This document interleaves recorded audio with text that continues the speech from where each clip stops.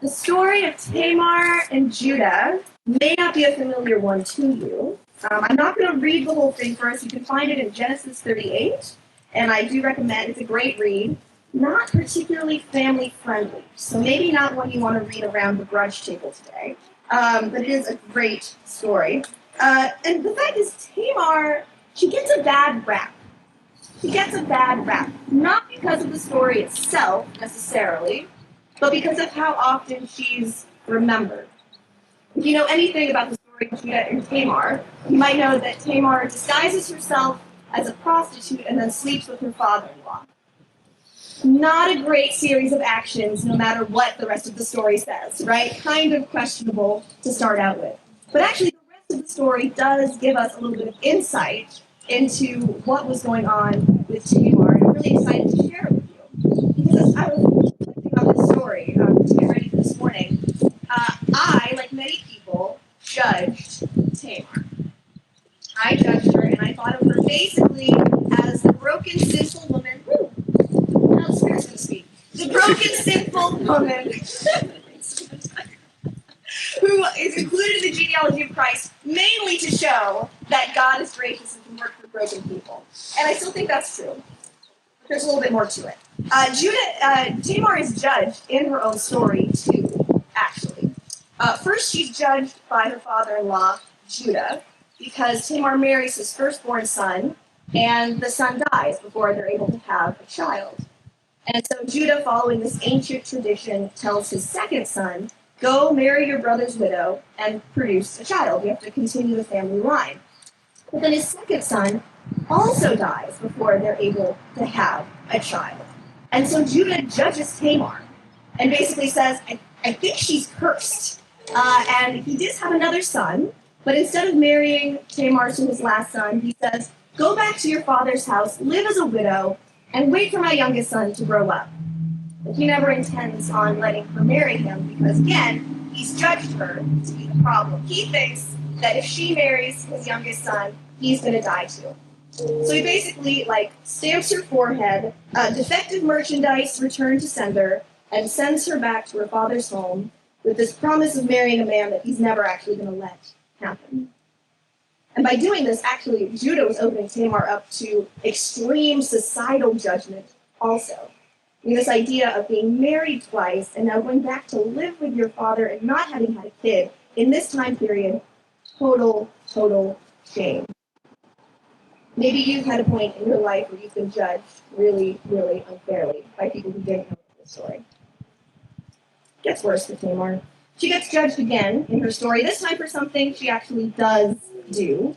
She does disguise herself and sit by the city gate. She does have sex with a man in promise of material gain. She does get pregnant. And so her father-in-law, Judah, again, judges her for doing this and actually condemns her to death. Now, this is a little bit, again, we remember Tamar perhaps a little unfairly. We often remember her as seducing her father-in-law. But actually, just as that she put on the veil and she sat by the city gate, and he was the one who propositions her. And the story is in direct contrast to the one that comes right after it. It's actually the story of Joseph and Potiphar's wife, which is, again, a not family-friendly story about a woman who really aggressively tries to seduce a man and tempt him and forcibly tries to be with him even as he resists. And so the author gives us these two stories as a contrast. In our story, Tamar, along comes Judah, her father-in-law, and he propositions her. She gets pregnant, he finds out, and again, he judges her, he condemns her, actually, to death.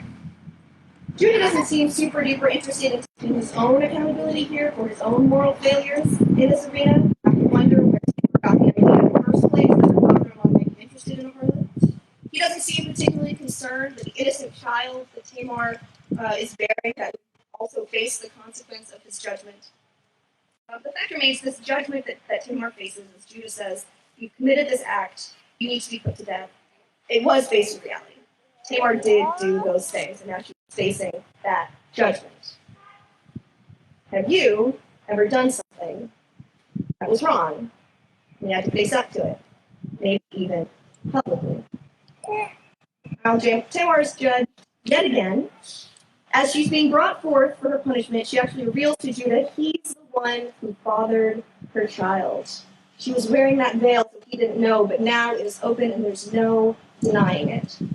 And Judah makes this last judgment for her. He says, wow, actually, she is more righteous than I am. Now, you gotta be careful. Judah doesn't say she's absolutely righteous and everything she did was a good idea. But he does say that she is more righteous than me. And in the end, Tamar's kind of vindicated. She ends up giving birth to 2 sons, one of whom goes on to kind of continue the family line and be this blessing. Through her, the Messiah is going to come. And by the time of the book of Ruth, actually her name is being used as a blessing. The townspeople go to Boaz and say, may your household be like that of Perez, whom Tamar bore to Judah. Are you looking for vindication in any area of your life? Tamar is kind of a bizarre story, but I actually think she's #so relatable. She's been cast in many lights through the years. Sometimes she's the broken woman who God uses anyway. Sometimes she's the determined woman who relentlessly pursues justice. Sometimes she's the clever woman who uses her wits to get out of a bad situation. But I think it's really important to see her story like the rest of the story of Genesis, and actually in light of the rest of the story of Judah, this other main character who's always associated with her. See, before this encounter, Judah, not a good guy. And in fact, in the very previous chapter, we find out he's the one who had the idea of selling his brother into slavery in Egypt. But after this story, Judah totally turns it around. He becomes the guy who's willing to substitute himself so that his youngest brother, Benjamin, can go back to their father. By the end of the book of Genesis, Judah's actually the one that Jacob blesses with the family covenant promise. Not his oldest son, not his next sons. It's Judah that he says, it's going to be through you that kings are going to come. It's going to be through you the Messiah is going to be born. What changes for Judah? How does he go from the bad guy to the good guy? It's this story with Tamar. See, Tamar offered herself. She offered her body in a very real sense. And as a result, Judah's life is completely changed. She is judged and she is condemned. In the end, she becomes this vessel of blessing. And Tamar in the story is putting ahead to that ultimate descendant. In this story, Tamar is kind of a Christ figure. So the message is not be more like Tamar. That's not what I want us to walk away from. But I do think there are a few things, moms, this is from me to you, everybody else you can listen in, that we can think about as we think about Tamar's story. The first one is, let's stop judging other moms. It's so easy to judge people's parenting, right? And it starts for moms before the baby's even born. How much weight are you going to gain? When are you going to get the weight off, right? Oh, are you drinking coffee while you're pregnant? And then the baby's born and it just continues. Oh, are you going to use formula? Are you going back to work? What kind of childcare are you going to use? Are they co-sleeping? Are you going to sleep train? And then it just keeps going as they get older, right? Where are they going to go to school? Are they polite? Are they rambunctious? Are they having trouble in school? Are they at healthy weight? What food are they eating? What are their career aspirations? Are they going to go to college? Are they dating anyone? Are they married yet? Why don't they have kids of their own? There's a lot, right? There's a lot. But real or perceived, there's a lot of judgments that goes floating around. Because we love to judge each other. Because we judge each other, we feel relieved about our own choices. I think Judah probably felt relieved as he condemned Tamar. See, it was right for me to send her back to her father's house. She was cursed. But Judah didn't have all the parts of the story, right? We almost never have all the parts of the story as we look at other families. Jesus even says, if you see actually something that is an issue in someone else's life, something that's maybe a bad thing, maybe like a speck in your eye, Jesus doesn't say, look at the speck and feel better about yourself. He doesn't say, look at the speck and talk about it with your spouse on the way home. He doesn't say, look at the speck and post about it on social media, right? He says, in order to help your friend, take the log out of your own eye first. The moms are going to have logs, right? I mean, Tamar did do stuff in this story that she is legitimately judged for, and we're going to do stuff we're going to mess it up. We're going to mess it up. And there's that temptation to either make excuses, right, or to condemn ourselves. And Tamar doesn't do either of those things.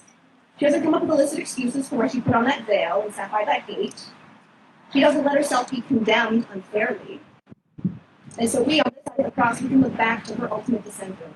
And we can know that even when we mess up, Jesus is taking that condemnation for us. And because of what he did, we can be forgiven by our kids, by our spouses, ultimately by God. Because at the end of the day, it really doesn't matter what other people think of your parenting, actually. And at the end of the day, it really doesn't matter what I think about Tamar. It matters what God thinks about Tamar and what God thinks about us.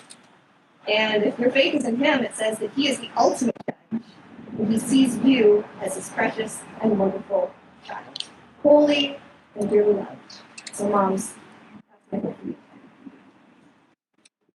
Thanks for listening to this message on Tamar. To hear the full service, including reflections on Rahab, Ruth, and Bathsheba from other moms from Cornerstone Church, you can follow the link below to cornerstonewestford.com.